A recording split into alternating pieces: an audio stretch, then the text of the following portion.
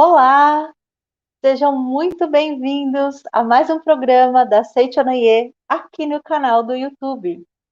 Hoje, quintas-feiras, um programa organizado pelos educadores da Seichonoye sobre educação da vida. Então, seja bem-vindo, você profissional da educação, você papai, mamãe, vovô, você que entende que a educação ocorre tanto no ambiente formal como no informal, e a educação da vida é para todos nós. Então, seja muito bem-vindo. Agradeço a todos que já estavam aqui conectados, nos aguardando, aos amigos presentes e a você que chegou pela primeira vez. Seja bem-vindo. Lembre-se de, se você ainda não se inscreveu no nosso canal, acesse aqui embaixo, se inscreva no canal da Seichonoye do Brasil e cada vez que sair um programa novo, você vai ser notificado, tá bom?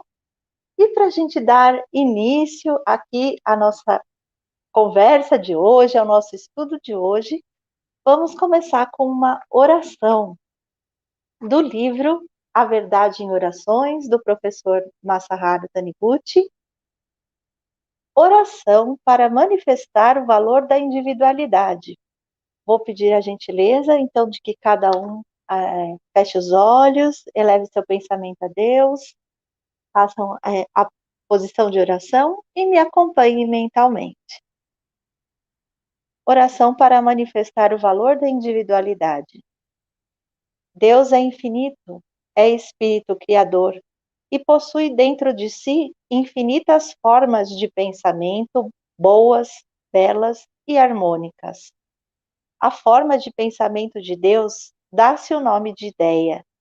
As infinitas diversas formas boas, belas e harmônicas, constituídas pelo pensamento de Deus, é que, exteriorizadas no mundo fenomênico, transformam-se em coisas e fatos visíveis.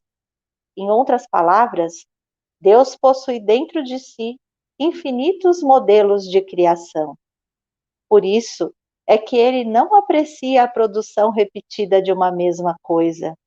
Assim, novas criações e novos progressos são a vontade de Deus. Permanecer sempre o mesmo não corresponde à vontade de Deus. Permanecer sempre o mesmo significa não progredir. Não progredir significa repetir todos os dias a mesma coisa. Pelo fato de surgir todos os dias uma coisa nova, diferente da do dia anterior, é que existe o progresso. Não se deve reter o progresso. Podemos sempre introduzir inovações. Cada ser que ocupa um lugar no espaço difere dos outros na forma. Neste mundo não existem duas flores idênticas. Até as flores de uma mesma planta diferem entre si. O mesmo acontece com o ser humano. A feição e a compleição física de cada ser humano são diferentes das dos outros. Do mesmo modo, difere também a sua individualidade. Assim sendo, não devo impor a minha individualidade aos outros. A minha individualidade não é superior à dos outros. Também a individualidade dos outros não é superior à minha. Comparar as individualidades é o mesmo que comparar a flor da cerejeira com a da glicínia para ver qual das duas é mais bonita. Segundo o gosto de cada pessoa, haverá preferência por uma dessas flores, mas cada qual possui beleza individual característica, que não pode ser julgada melhor ou pior, superior ou inferior. Por esta razão, respeito e reverencio a individualidade de cada pessoa e não tento violar nem distorcer esta individualidade. Todos os homens são filhos de Deus e livres. Quando conseguirem libertar completamente a sua individualidade, conseguirão manifestar a sua forma perfeita, genuína, concebida por Deus. Quando os homens voltam à forma perfeita concebida por Deus, é impossível que se choquem uns com os outros em suas atividades. Para que as atividades não se choquem entre si, é preciso não considerar o próximo como inimigo. É preciso se reverenciar mutuamente, reconhecendo que existe no âmago das atividades do próximo um trabalho perfeito da imagem verdadeira de um irmão. Doravante, por conhecer esta verdade, jamais tentarei impor aos outros a minha individualidade. Reverencio a imagem verdadeira individualizada que existe no âmago de tudo e de todos. E oro para que essa imagem verdadeira se manifeste também no mundo fenomênico, estando harmonizado com todas as pessoas, coisas e fatos, jamais sou vítimas de conflitos ou choques. Muito obrigada, muito obrigada. Fim da oração. E agora, assim, já envolvidos com essas palavras, palavras da verdade, podemos iniciar aqui o nosso estudo, o nosso bate-papo da tarde de hoje.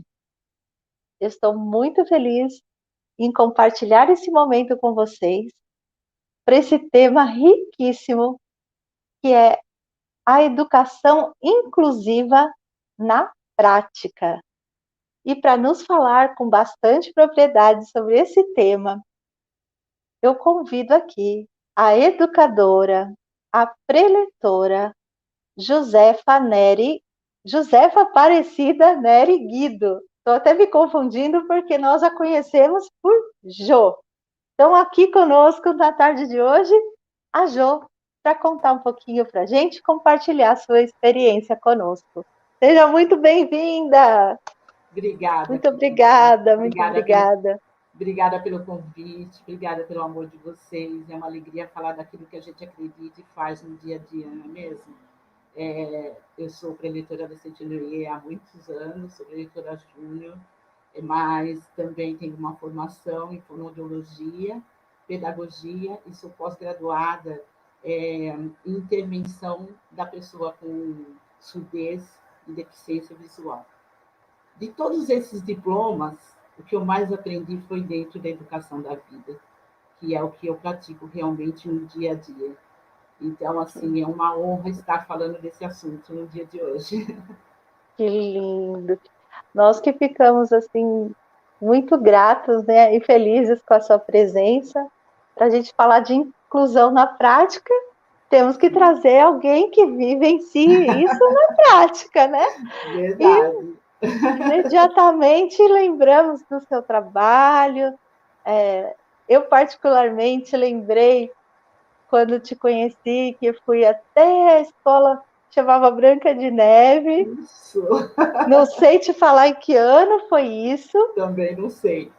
Mas fui lá conhecer o seu trabalho. Então, eu acho que você poderia começar contando um pouquinho para o pessoal, né, de como surgiu, como é que iniciou esse processo, que eu acho que foi no Branca de Neve, mas se não foi, você vai me corrigir, e vai contando aqui um pouquinho para o pessoal de como que aconteceu a inclusão na sua vida. Pode ser?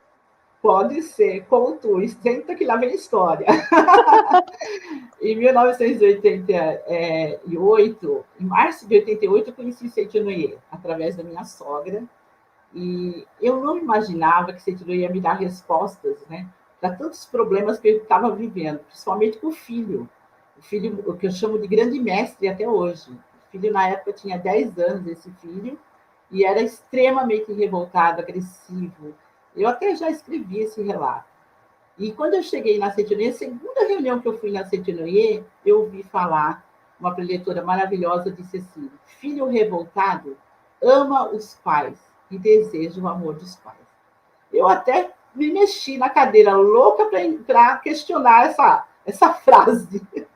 Que Aí eu é isso? pensei, como amo os pais? Né? Meu filho não me ama, porque o que ele faz comigo, as agressividades, o que ele fazia eu passar de vexame nos lugares, fazia birra, se jogava para o chão. Esse filho não é possível que me ama. Eu achava que era um problema que não tinha solução. E aí parece que ela ouviu meus questionamentos, né? E ela disse assim: pense se um dia você não rejeitou esse filho. E nessa hora Eu lembro que eu abri aquele cofre, sabe aquela caixinha do tesouro que a gente às vezes esconde? E eu comecei a lembrar como é que foi quando eu descobri que eu estava grávida. O tanto que eu rejeitei essa criança. Eu busquei até médico para fazer o aborto. E graças a esse pai maravilhoso, que é meu marido, né? 43 anos já de casados, Nossa, ele não deixou, ele me procurou e disse: Eu te amo, eu quero esse filho. Mas mesmo assim eu levei alguns meses para aceitar, porque eu achava que ele ia atrapalhar a minha vida. Eu tinha toda uma programação e não era ter filho. E aí, tá. por conta disso, eu sofri as consequências. Então, quando eu vi tudo isso, que a preletora terminou de falar, eu corri nela, chorando, chorando, e disse: O que eu faço? Como eu resolvo essa situação? Ele está com 10 anos. Aí eu disse: Ele não sabe, eu nunca contei para ele isso. E ela disse para mim assim: Sabe, filha, sabe sim. Está lá no subconsciente dele. Peça perdão. Eu disse: Mas eu nunca falei desse assunto. Como eu vou pedir perdão por algo que ele nem sabe? Ela falou: Ele sabe. E eu tomei a decisão, porque eu sempre fui muito corajosa, né? Eu tomei a decisão e no mesmo dia eu pedi perdão para o meu filho de joelhos. E foi muito emocionante, Olha, porque pela primeira vez meu filho me olhou nos olhos e cada vez que eu lembro disso eu me emociono. que E ele olhou lindo. bem nos meus olhos e disse assim: Eu te perdoo, eu sabia. E aí, a partir daí, eu disse: Meu Deus, quantas crianças rejeitadas tem no mundo e quantas crianças têm comportamento rebelde e a gente fica medicando, achando que o problema está na criança. Foi aí, com É esse verdade. pensamento, que eu mudei para Indaiatuba. E eu morava em Santo Antônio de Posse nessa época. Foi um período curto que eu morei lá. E quando eu mudei para Indaiatuba, eu corri procurar CTNI em Indaiatuba. E eu contava esse relato todas as vezes que eu tive oportunidade. E foi assim que eu conheci a dona da Escola Branca de Neve, a primeira dona da Escola Branca de Neve, que era a Maria Goretti Angarten, que já faleceu. E a Maria Goretti disse assim para mim: Eu quero você trabalhando comigo. Eu falei: Mas eu não sou pedagoga. Eu sou formada em artes. Meu negócio é artes. Eu gosto de pintar, ensinar artes, né? Ela disse assim: Não, você faz isso, não tem problema. Você recebe as crianças todos os dias e aí você canta para as crianças, que eu adoro cantar. Não que eu seja uma boa cantora, mas eu gosto de cantar. E você faz uma roda de conversa com as crianças, faz meditação e depois você ensina artes para as crianças. Está ótimo. Aí eu disse: Tá. Perfeito. Aí ela falou: Eu contrato uma pedagoga. Eu falei: Tá bom. Voluntariamente, feliz da vida, fui trabalhar na Branca de Neve. Nossa! Só que aí eu percebi que as crianças eram muito boazinhas. Não tinha nenhuma criança fazendo birra, não tinha nenhuma criança agressiva. Eu dizia assim: vamos sentar na linha, porque o método era Montessori, né? Embora eu não Tá. conhecesse nada do método ainda. Eles sentavam. Vamos ficar em posição de oração. Naquela época era no chão, no tapete, né? A posição da show, né? E aí eles ficavam. E aí eu comecei a me questionar: tá muito fácil esse trabalho. Eu pensei que ia ser mais difícil. E aí, fazendo meditação com as crianças, veio uma intuição muito forte. Eu sempre digo, parecia um letreiro gigante dizendo assim: uma escola para todos. Isso aparecia assim com muito brilho: uma escola para todos. Eu tomei um susto. Terminei a meditação e corri na diretoria falar com a Gorete. Gorete, eu vi uma coisa na meditação, eu estou impressionada, eu estou tremendo até agora. Né? E contei para ela. Aí ela falou: o que você quer dizer com isso? Eu falei: eu não quero dizer nada, isso não é coisa minha, não. Eu não sei, mas acho que escola para todos é escola para crianças igual meu filho, acho eu disse, na minha, né, A meu sua pequeno conhecimento, né? E aí ela disse assim: tá, mas como que nós vamos fazer? Vamos bater de porta em porta, perguntando para as mães: você tem um filho rebelde, revoltado, que você quer mandar lá para Branca de Neve? Eu falei: não sei, isso é com você. Ela falou assim, ó, só se a gente colocar na placa assim, olha só que loucura, está naquela época, tá? Por favor, 1900, isso foi em 1990, tá? E se a gente colocar na placa assim, aceitamos crianças problemas? Só isto na placa. Pôs a placa toda com a propaganda, horário, maternal, para a escola e aceitamos crianças problemas. Essa placa ficou só por 6 meses, depois a gente apagou essa frase, tá? E hoje não pode fazer isso. E aí, para nossa surpresa, e essa placa foi colocada às 5 horas da tarde de um dia, a gente viu colocando a placa, fomos embora. No dia seguinte, quando eu cheguei por volta de meio-dia, a escola abria 1 hora, eu vi uma fila de mães no corredor da escola. E eu fui olhando, cumprimentando, não conhecia, porque eu tinha mudado há pouco tempo para Indaiatuba, e eu comecei a observar que eram crianças com diferentes deficiências. Tinha criança com TDAH, que naquela época nem falava, né? TDAH. Tinha criança com velhice precoce, que eu nunca tinha visto na minha vida. Tinha criança PC, que é paralisia cerebral, né? E tinha criança com autismo, que eu nunca também tinha visto na minha vida. Tinha mães com todo tipo de criança. Eu falei, cumprimentei, disse, já já nós vamos atendê-las, sorrindo, feliz da vida. Quando eu entrei, a Gorete estava muito nervosa, disse, Jô, olha o que você fez. Como nós vamos atender? Mas eu sou apenas uma enfermeira. Aí, eu muito tranquila, disse assim, a gente acha, com certeza a gente vai conseguir alguma voluntária profissional da área, né? E tudo bem, eu vou estudar, eu volto a estudar, eu disse para ela, para acalmá-la. Eu disse, nós não podemos dizer não, porque essa ordem não é minha, é de Deus. Vamos aceitar. E aí nós recebemos essas crianças. Essa foi a primeira leva de crianças que veio para a Branca de Neve e passaram a conviver com as crianças bonitinhas, boazinhas, educadas, que sentavam na linha e que faziam meditação. Aí, nessa busca, começamos o curso de complementação pedagógica que existia na sede central. Esse curso, ministrado por vários professores maravilhosos, meus grandes mentores, nossa, professora Kátia, muito. Então, assim, quando eu tinha um problema, eu corria neles. Eu dizia, e agora, professor? Tem uma criança que está subindo no lustre. O que a gente faz? Eu devorava o livro Pedagogia da Saint-Exupéry. E aí, cada professora contratada, eu já dizia assim, olha, nós trabalhamos com um método um pouco diferente. A gente faz meditação, a gente precisa serenar a mente para conseguir realizar esse trabalho, porque a gente trabalha com crianças diferentes. Nessa época, eu não sabia dizer o que era. Sim. Não tinha ninguém falando disso. Então, era só Deus mesmo e os livros do mestre. E eu sempre partia daquele princípio. Todos somos irmãos. Todos somos filhos do mesmo Deus. Então, não tem por que fazer diferença. Não tem por que discriminar. Era essa a minha, vamos dizer assim, a minha premissa, né, do trabalho.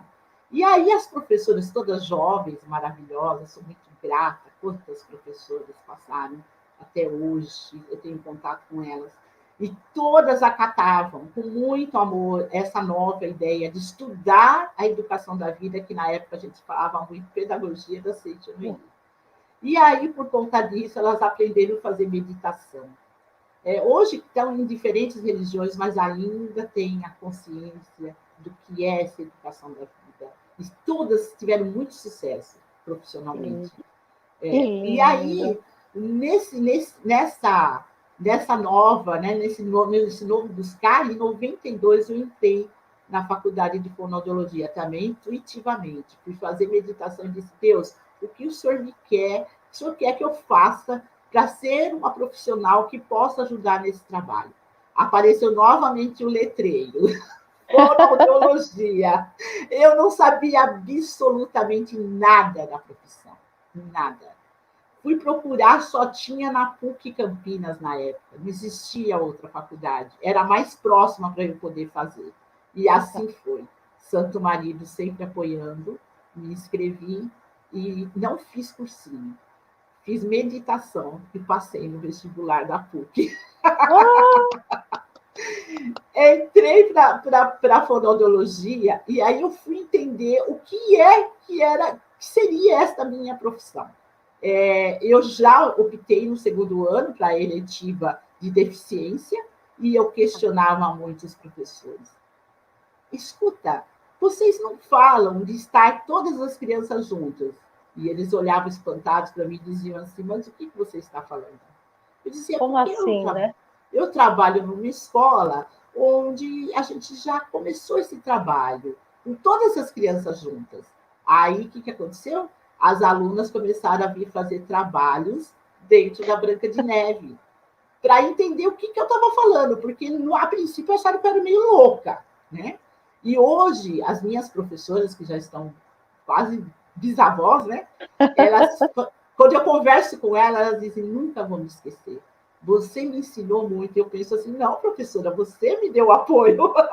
E elas dizem assim, porque quando você falava de inclusão, Jô, para nós era um bicho de 7 cabeças. Quando você dizia que na mesma sala você tinha um autista, uma criança com paralisia cerebral, uma criança com velhice precoce, uma criança comum que não tinha nenhuma deficiência, a gente pensava como que pode dar resultado um trabalho desse. Esse questionamento a gente teve várias vezes. A gente recebia visitas de médicos, de profissionais, principalmente da APAE, da época, questionando se esse trabalho ia dar certo. Porque eles diziam assim, eles fazem uma bagunça, é uma mistura. Imagino. Aí eu dizia assim, como que a gente faz um bolo, gente? O que a gente põe no bolo? Põe ovo, põe farinha, põe fermento, bate tudo e fica perfeito. Eu acredito que é assim. Hoje eu posso dizer, é assim, dá certo, funciona. Mas funciona quando a gente tem esse embasamento de que nós estamos aqui para manifestar Deus. E assim, nunca deixei de aplicar a educação da vida, nunca. Então, foi um período difícil, porque as pessoas não entendiam, foi. Foi um período que os pais das crianças comuns, que pagavam a escola, né? E começaram a tirar seus filhos, porque as pessoas Deviam falavam assim, estranhar, né? Talvez essa. como você deixa seu filho tão perfeito, com aquele monte de criança doente? Às vezes eu ia na casa da pessoa conversar e dizia, olha, acredite, vai ser muito bom para o seu filho, ele vai ser um grande profissional, ele já está ganhando experiência para isso. Mas o problema, Fernanda, é que a gente não tinha quem nos desse o respaldo a não ser Deus e a educação da vida.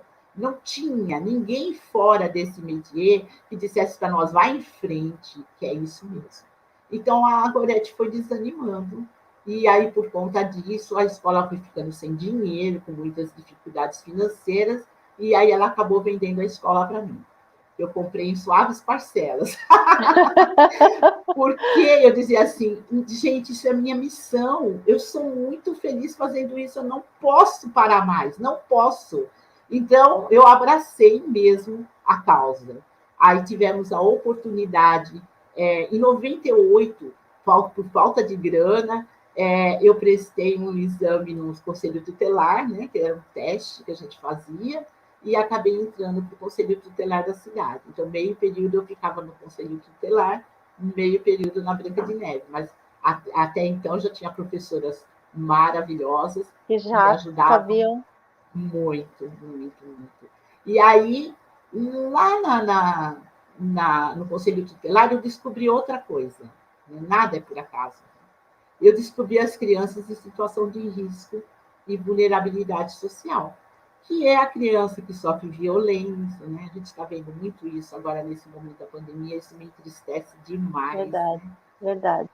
Criança que vê os pais brigando muito, criança que é rejeitada, enfim, de todos os tipos.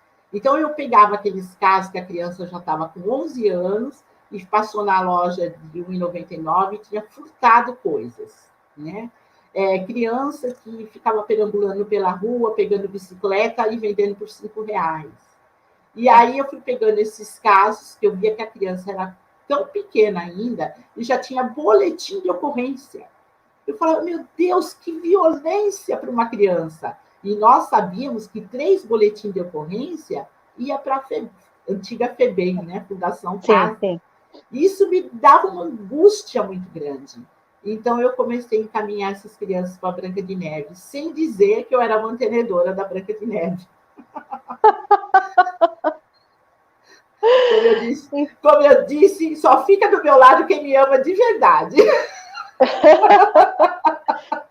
Então, Aí, você por foi conta recebendo e incluindo esses meninos também. também, meninas que já estavam se prostituindo com 11, 12 anos, né? E aí, fazendo o mesmo trabalho. Então, eu falava para as professoras, não vou falar o currículo dessa criança, mas trate ela como um verdadeiro filho de Deus. E as minhas professoras tratavam, sempre foram maravilhosas. A equipe sempre teve uma psicóloga, sempre teve fisioterapeuta. Quando eu me formei, eu passei a assumir como fono, mas depois eu contratei uma fono. Então, eu sempre tive uma equipe técnica, porque como a Ah, gente tinha todas as necessidades, não uma dava equipe para. E multidisciplinar para atender. isso dificultava muito, encarecia demais. Muitas delas trabalhavam realmente por amor, né? E aí começou essa convivência e apareceu a oportunidade da gente ir para Cuba, para um congresso de educação. Me lembro. E um congresso enorme de educação. Eu lembro que foi um avião fretado com vários doutores da Unicamp. Aí eu disse, Jesus, eu vou apresentar o meu trabalho de inclusão para esse povo todo. Ai, meu Deus, né? Mas não sou eu quem realiza minhas obras. Fui eu e a psicóloga. A psicóloga tinha uma filha, tem uma filha com microcefalia vera, né? E aí fomos apresentar o trabalho, falando portunhol, mas levamos escrito e levamos em vídeo e um bom espanhol. E quando nós terminamos, a gente estava numa sala com vários países representados e todos levantaram e nos aplaudiram. E nós ficamos muito, assim, surpresos, surpresos. E aí o presidente da bancada nos chamou do lado e disse, repita o que vocês falaram que eu quero anotar. Aí nós perguntamos, o quê que o senhor quer? Ele falou assim, os 5 desejos básicos do ser humano. Aí eu senti, nós estamos realmente no caminho certo. Que Então, lindo. nós falamos, né? Ser amado, ser elogiado, ser útil, ser livre, ser reconhecido. E aí ele anotou isso, e a partir daí ficamos amigos. Até por bem pouco tempo a gente trocava ainda mensagens, e ele pediu, inclusive há pouco tempo, ele pediu uma autorização para que fosse publicado um dos meus trabalhos sobre a convivência da criança em situação de risco com a criança é, com deficiência na mesma sala de aula. E esse trabalho foi feito livros para o ensino médio lá em Cuba. Então, aí nós sentimos a força do que nós estávamos fazendo, porque nós não fomos falar que precisava fazer inclusão. Nós fomos dizer que a inclusão estava dando certo. Nós fomos falar de resultado. E eles estavam lá para falar que precisava fazer inclusão. Então, foi isso que surpreendeu eles, porque nós mostramos vídeo com Na resultados, prática. na prática, né? E isso conquistou muito eles. Aí, quando a gente voltou novamente em 2000, quando a gente foi em 1998, nós levamos revistas em espanhol, que nós ganhamos do departamento, né? Levamos alguns livros. Quando nós voltamos em 2000, parte da nossa mala era livros e revistas em espanhol. E aí a gente conseguiu até fazer uma palestra para educadores falando da educação da vida. Ai, Então, assim, que foi maravilha. maravilhoso. Aí, em paralelo a isso, o trabalho foi crescendo e nós fomos ficando meio que sem dinheiro, porque tinha muita criança que precisava de bolsa. Ela precisava da escola, mas ela precisava de bolsa. E eu fui dando bolsa, né? Mas Dando foi bolsa. acolhendo, foi acolhendo.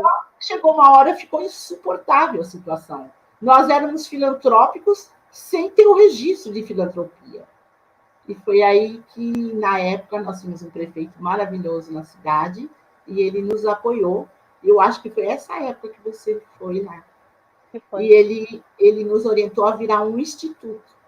Então, não foi demorado, porque é bem rigoroso virar instituto, né? E Tem toda uma regulamentação para isso, né? A gente conseguiu registrar em 2007. Todo o trâmite levou 3 anos. 3 anos. E aí registramos o instituto, mas não tínhamos espaço para funcionar o instituto. Tentamos muito um espaço em Indaiatuba, não conseguimos.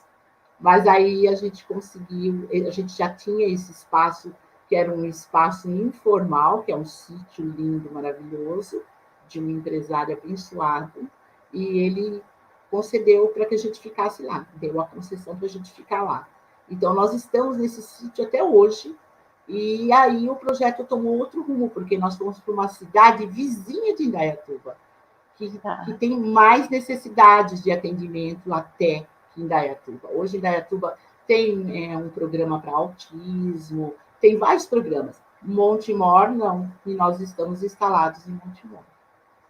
Nada aí, por acaso, vocês estão instalados onde tem mais necessidade, né? Exatamente, exatamente. E quando eu cheguei em Montemor, fiquei muito surpresa com o índice de mulheres que sofriam violência quando a gente chegou em Montemor.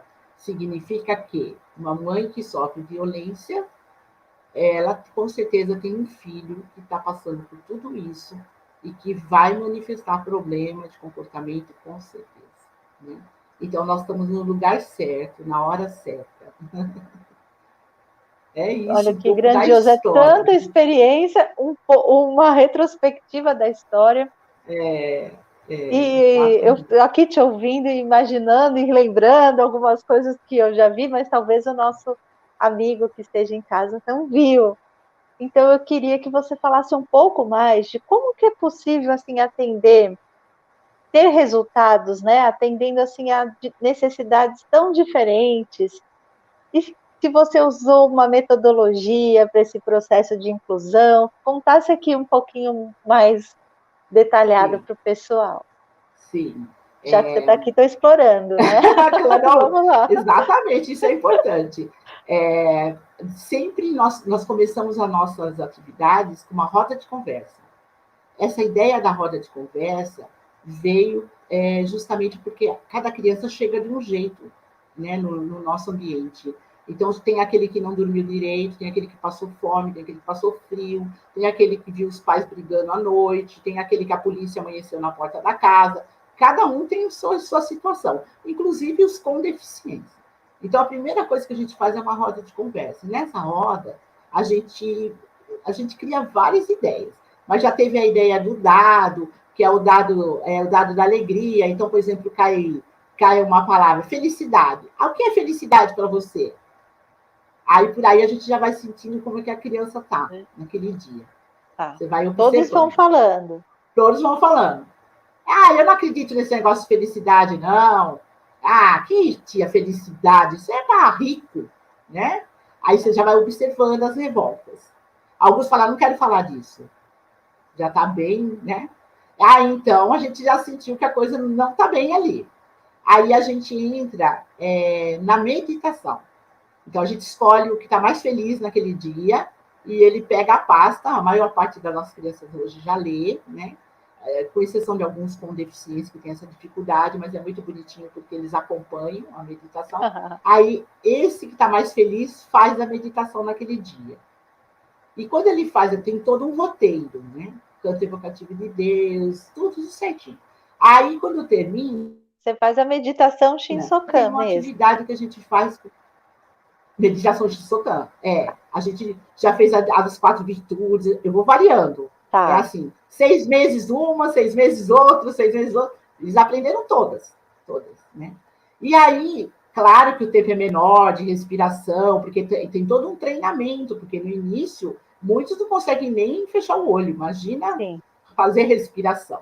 Mas a gente vai.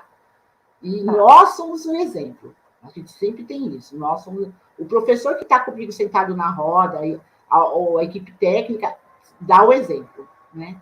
E aí, a gente faz sempre alguma atividade. Então, tem o dia da gratidão aos pais e antepassados, todos agradecem. Né? Aí tem o dia do perdão. Esse dia é muito importante.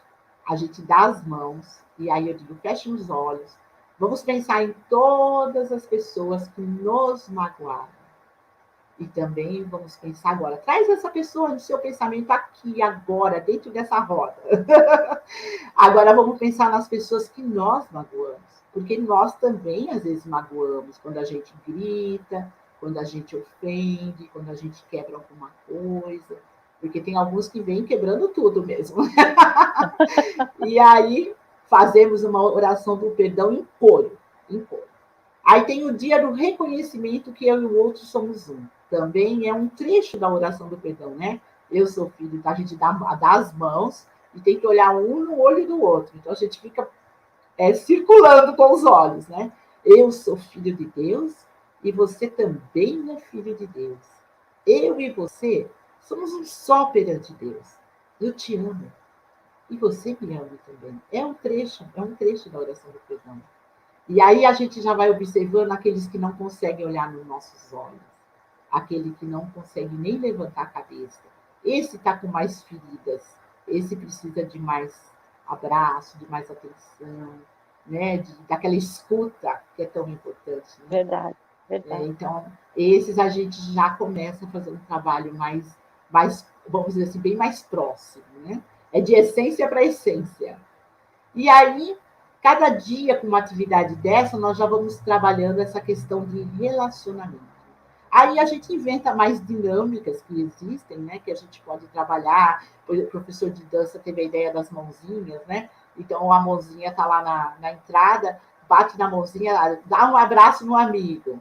É quem está atrás. Se esse que está atrás baba, não tem problema, você vai abraçá-lo. E aí eles ficam às vezes meio assustados, porque eu tenho jovens com deficiência e que às vezes eles vêm me beijar e beijam, eu falo, beija na minha cabeça, porque eu sou baixinha perto deles, né? E aí ele beija e baba na minha cabeça. Aí eles me chamam, situação de risco, me chamam e falam assim, ô tia, você não tem nojo? Ele babou na sua cabeça, imagina, o amor dele é muito maior que isso. O cabelo eu lavo, não tem problema, né? Então, assim, nós temos que ser o exemplo o tempo todo. Então, a metodologia é ser o exemplo de amor. Não dá para fazer esse trabalho se a gente não ama o que faz. Não dá para fazer esse trabalho se a gente não acredita na essência. As pessoas, o educador que fica preso na aparência, só na aparência, ele olha para aquela criança e essa não vai render nada. Não vai render mesmo. Primeiro, porque nós sabemos que a palavra tem força criadora. O nosso pensamento tem força criadora. E aí, se o educador vai já fazendo um relatório. Eu tive uma psicóloga que chegou uma vez na instituição, ela veio com um caderninho. Eu disse assim: você está com esse caderninho? Por quê? Ela disse assim: eu vou anotar todos os problemas da criança. Aí eu disse: tá, então vem aqui conversar comigo um pouquinho. Aí eu disse para ela assim: viu, a gente trabalha exatamente o contrário. Peguei alguns cadernos de elogios que eu tinha em cima da mesa e disse: dá uma olhadinha. A gente vê o que a criança tem de melhor e escreve sobre o que ela tem de melhor. Se você quiser fazer um relatório para colocar na sua pasta, fora da sala de aula, eu não vou interferir no seu trabalho, mas você ficar na sala de aula procurando o defeito da criança para anotar, não vai funcionar. Você está na contramão do nosso trabalho. Me perdoe. Mas você está na contramão do nosso trabalho. Não vai render, não vai render. Por isso que às vezes tem profissional que fica 40 anos trabalhando na inclusão e diz assim, gente, não dá certo. Não dá certo isso. Não vai funcionar. Claro que não. Porque junto com as técnicas tem que ter essa confiança, esse acreditar que é possível. Né? Aí, dentro disso, nós temos Tem o que método Montessori. O Montessori, como hoje nós temos a maior parte das crianças alfabetizadas, então a gente deixou de trabalhar como a gente trabalhava, porque nós temos toda uma sim. rotina do Montessori na pré-escola. Aí, como a gente passou a trabalhar contraturno escolar, porque quando a gente virou instituto, infelizmente, nós não tivemos um espaço adequado para a escola. Não perco a esperança, ainda vamos ter, né? Um prédio adequado para a escola, porque tem toda uma exigência para ser Sim. escola. Então, como a gente foi para um sítio, as nossas casas lá são casas mesmo, né? É maravilhoso, é um paraíso. Inclusive, a professora Maria esteve lá, o professor Marcos Rogério esteve lá também, a professora Beta também, né? Quando ela veio ao Brasil, uma das vezes ela quis conhecer. É lindo, o espaço é perfeito, só que não é prédio de escola. Então, por conta disso, nós viramos contraturno escolar, que é a educação não formal. Mas como nós temos já esse princípio da educação, a gente acaba ajudando as crianças através do método Montessori, para aqueles que estão com mais dificuldade de leitura, de interpretação de texto, aí a gente Ele acaba. utiliza o método Montessori, mas sempre aliado à educação da vida. Não tem Então, a outro. base é aquele olhar que acredita na essência, na Exatamente, perfeição, na exatamente. potencialidade inata da criança. Exatamente, exatamente isso. Por mais que a criança seja difícil, já chegou crianças para nós que foi um desafio. Hoje, a Secretaria de Educação de Montemor tem um respeito pela gente muito grande, uma gratidão, porque eram crianças que não ficavam direito na escola, ficava 2 horas só na escola, porque elas surtavam e não tinha como ficar na escola, porque com 30 e poucas crianças por sala é muito complicado, né? Então, a gente fazia todo um trabalho de base, e aí depois essa criança ia se adaptando na escola. Hoje já até cresceram alguns, já estão adolescentes, e as professoras dizem, gente, o que vocês fazem é milagre. Eu digo, não, é acreditar na essência. Acreditar. Reconhecer a natureza divina dele para ele exteriorizar, né? Reconhecer, exatamente. Eu estava aqui lendo, eu abri, olha, a gente conversando, eu abri o livro Nada por Acaso, Pedagogia da Seito Noye. Sim. O mestre Masaharu Taniguchi diz para nós: reverencie a criança. Através da reverência, né, faça emergir o tesouro chamado talento que ela traz dentro de si. É isso que Exatamente. vocês estão fazendo, né? Há Reverenciando muitos anos. cada um que chega ali, acolhendo e olhando para não para Exatamente. o comportamento, não para o aspecto físico, não para a Uhum. limitação, mas olhando para aquilo que às vezes a gente não vê. Exatamente. E que Que está lá lindo! dentro, com Está lá certeza, está dentro. lá dentro. Os Que primeiros trabalho alunos, lindo, lindo. os primeiros alunos que formaram na Branca de Neve hoje já são adultos, casados, né? Alguns vêm fazer estágio, alguns vêm para visitar, alguns vêm para trabalhar com a gente mesmo. É impressionante a admiração que eles têm por esse trabalho. Eles estudaram em outra escola o ensino fundamental, mas eles não esquecem da pré-escola, do ensino que eles tiveram na Branca de Neve. E hoje Olha, não é mais Branca de Neve, hoje é Centro de Educação da Vida, Instituto de Inclusão Social. Hoje é esse nome. Jo, e quais são assim os. Estou aqui pensando e me colocando, né, no lugar da pessoa que está aqui nos assistindo e pensando como que eu faço, quais são os desafios que ela encontra para fazer essa verdadeira inclusão. O que que você pode dizer para essa pessoa agora? Ah, com muita firmeza. Primeiro, acreditar. Se é a sua missão, você tem que ser firme nela. Não pode dizer, ah, não, não vai dar certo, está muito difícil. Já passei por muitos perrengues, muitos perrengues. Eu já tive professor entrando com a criança na minha sala e dizendo, toma que ela é sua, eu não quero mais essa criança na minha sala. E eu dizer assim, tá bom, ela fica comigo. E aí eu ficar com a criança 1 mês, 2 meses na minha sala, e conversando com essa criança e dizendo para ela o quanto ela é importante para mim e que ela vai fazer diferente, que ela vai conseguir fazer diferente. E essa criança voltar para a sala de aula e mostrar que ela consegue fazer diferente. Aí também temos que ter uma equipe boa. Para isso tem que ter muito amor, né? conversar. Hoje eu estou muito tranquila com relação a isso. Teve época que eu sentava para fazer uma reunião e dizia: Deus me ajude, me segure, para eu não perder o equilíbrio. Né?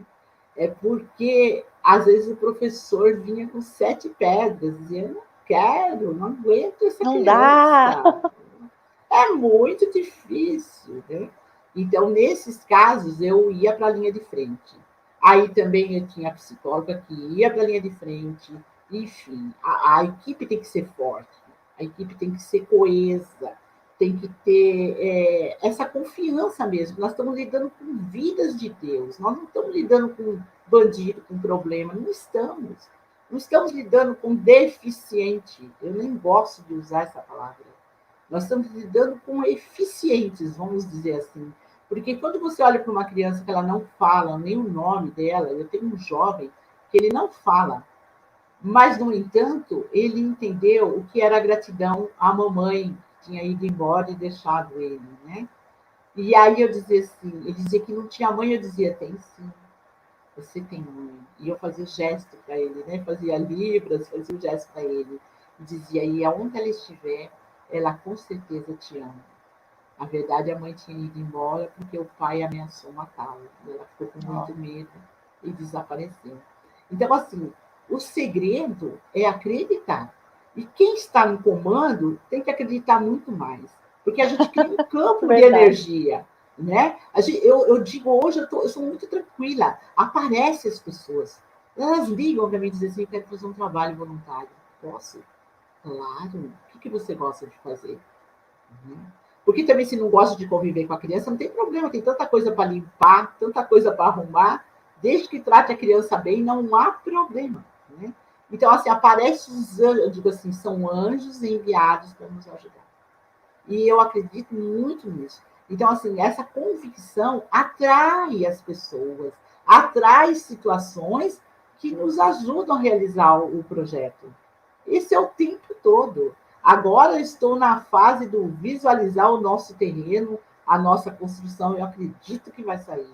Com certeza nós vamos atrair anjos para nos ajudar nisso. Com certeza. Eu ia te Então, perguntar para você falar justamente um pouquinho disso, assim, antes da gente terminar, de como é que sim. está o seu projeto hoje, quais são, né, os projetos do momento e Hoje, o né? que você já está vislumbrando para É, compartilhar aqui um pouco conosco das suas nós temos, ideias, do que você está sim, precisando, de repente alguém aqui está ouvindo, né? a gente tem um projeto chamado Arte e Movimento.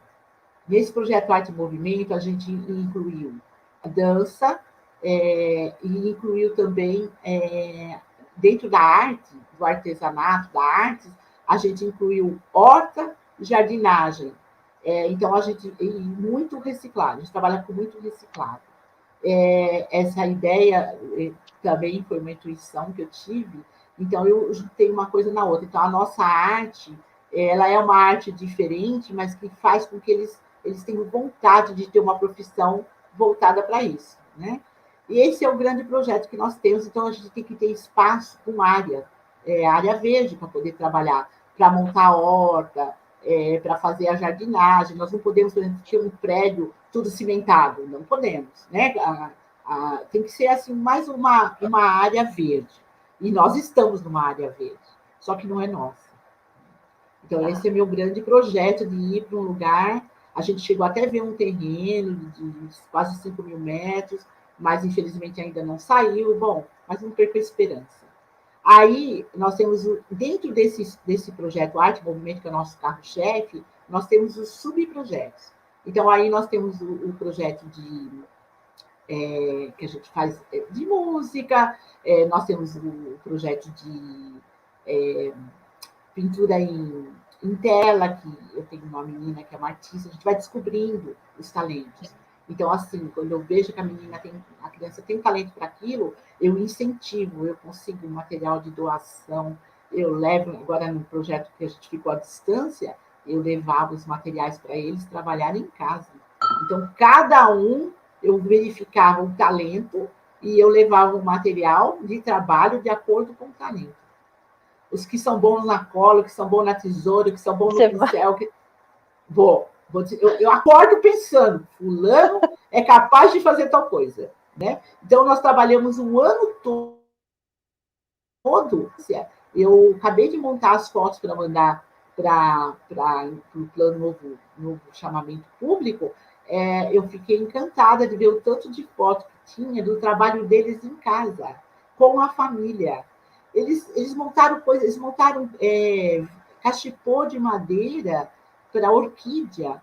Uns 100 cachepô eles montaram, porque tem aquele que Nossa, só consegue montar. Então, cortava, meu santo marido, cortava as madeirinhas, mandava o arame, aí o pai da criança cortava o arame na medida e o menino colocava as fazer. madeirinhas cruzando, né? Cruzando para fazer os cachepôs.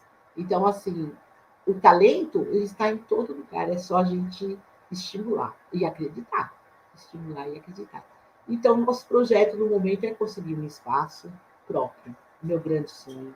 Para o Não quero centro. partir desse, não quero partir desse mundo sem deixar o instituto bem instalado, porque eu tenho assim um plano que o instituto continue por muito tempo e eu já falo isso para eles mesmos.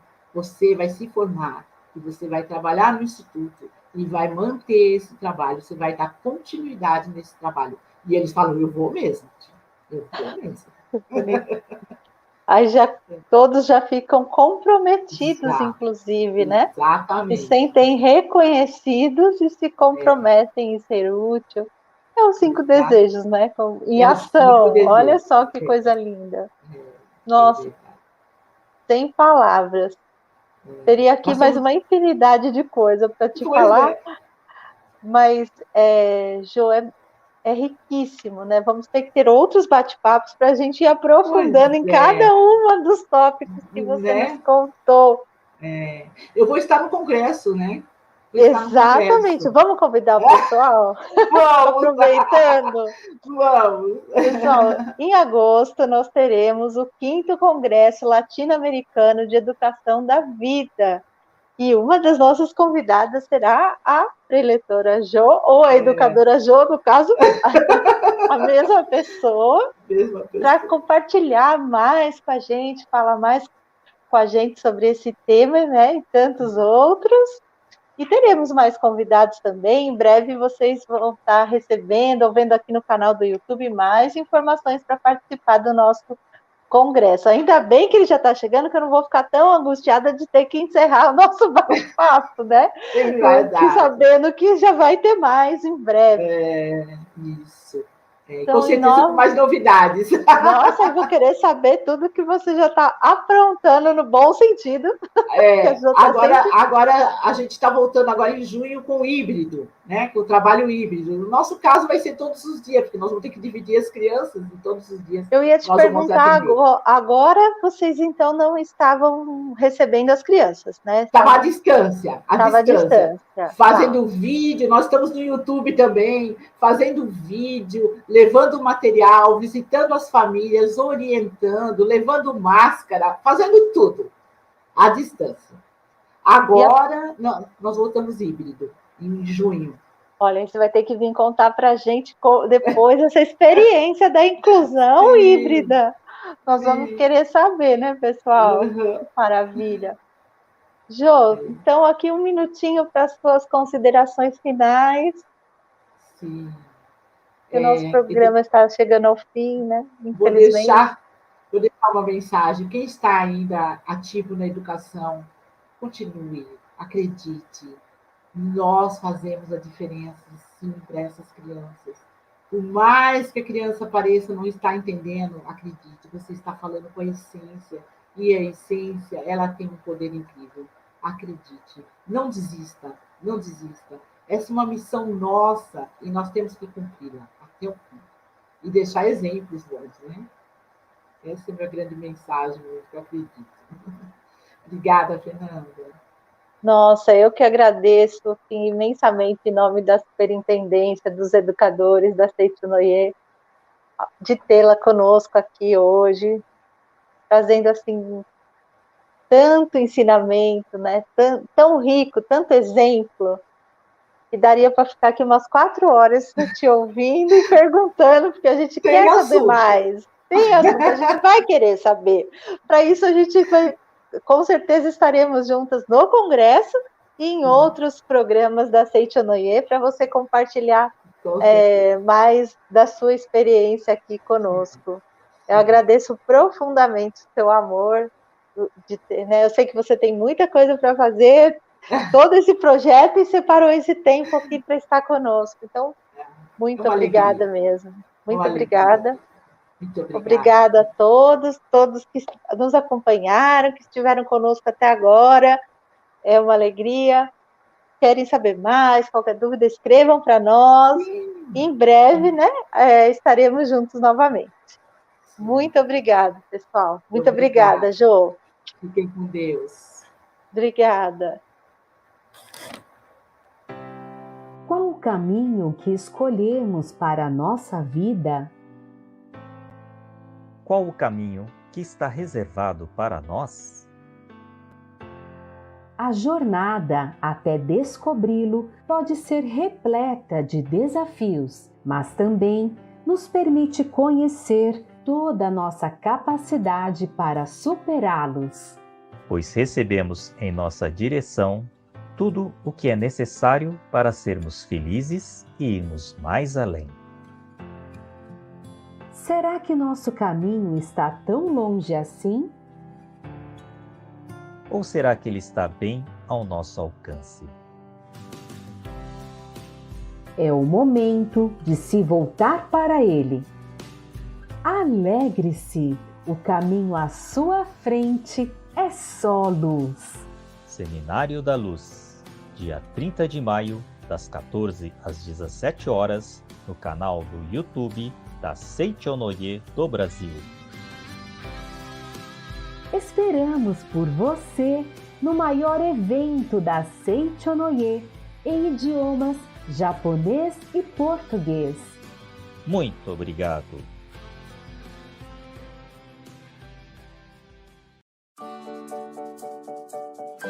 Agora estamos em outras mídias e queremos você conosco.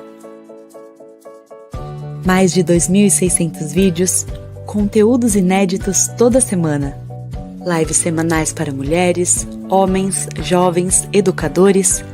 Conteúdos diários para você na rede social de sua preferência.